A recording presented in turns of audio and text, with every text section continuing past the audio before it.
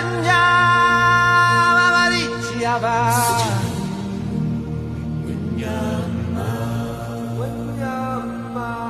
Na